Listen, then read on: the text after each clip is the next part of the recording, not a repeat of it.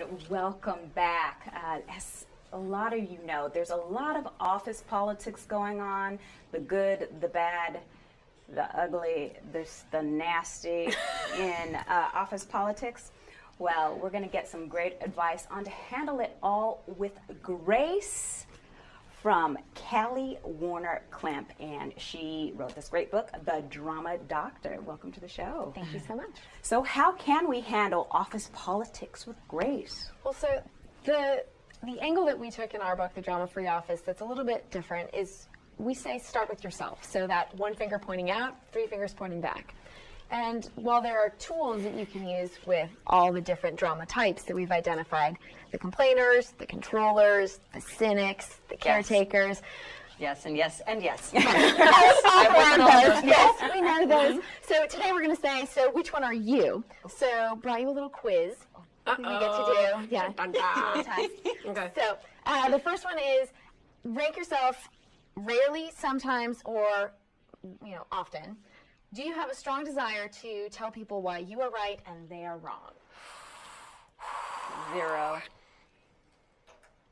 What is it? Be honest, Laura. 0 to 10. Yeah, Be 1 to 5. honest. 0 to 10, right? No, I was going rarely, sometimes, rarely, often. rarely. Rarely?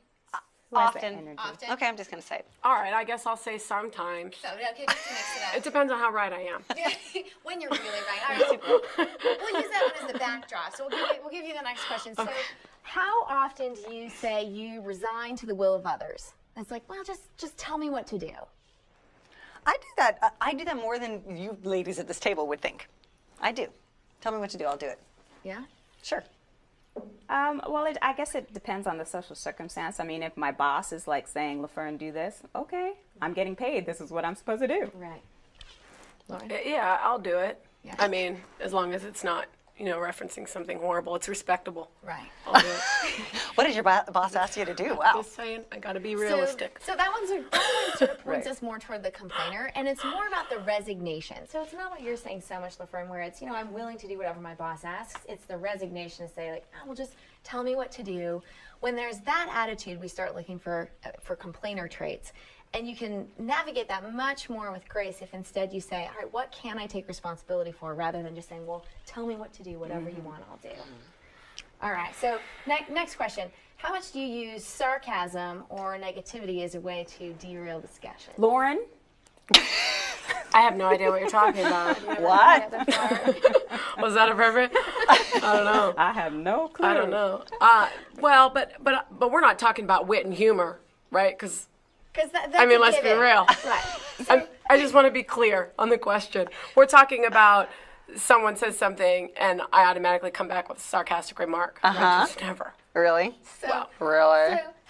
So happens to be a pretty common trait of the cynic that we see in our office politics.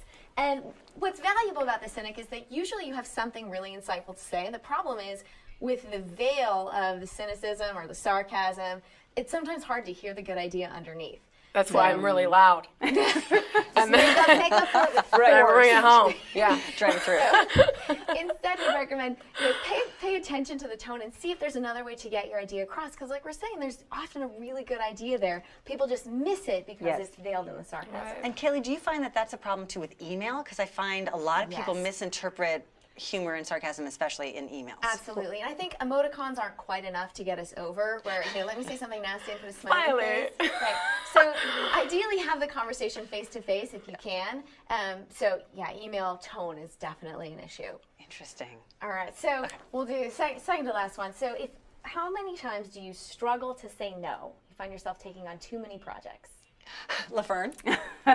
Well, I had to learn that. My back went out, and then I learned to say no. Yeah, I was listening to you on vacation. It sounds like that could be a thing. Yeah. Yep. So what we're looking for there is, that's one of the 4 is the caretaker. And if you resonate with the caretaker, our advice is try to set boundaries. So learn where most of the time you can say yes, but where's the time where you can say no? Right. And if you're finding that you're working with a caretaker, the reason they create so much drama in an office is because you stop being able to trust them if they say yes, yes, yes, and then they can't deliver. Yeah. Right. So You give up the reins. Right. It's not that you didn't want to. Yeah. It's that you couldn't. There were actually only 24 hours in that day. Right. So starting to ask the other person if you're seeing that pattern, what else is on your plate, so we can make sure to prioritize what's the most valuable. All right, last question is about our controller. And so, how often, oh dear, Dun, dun, Black dun. cloud comes over.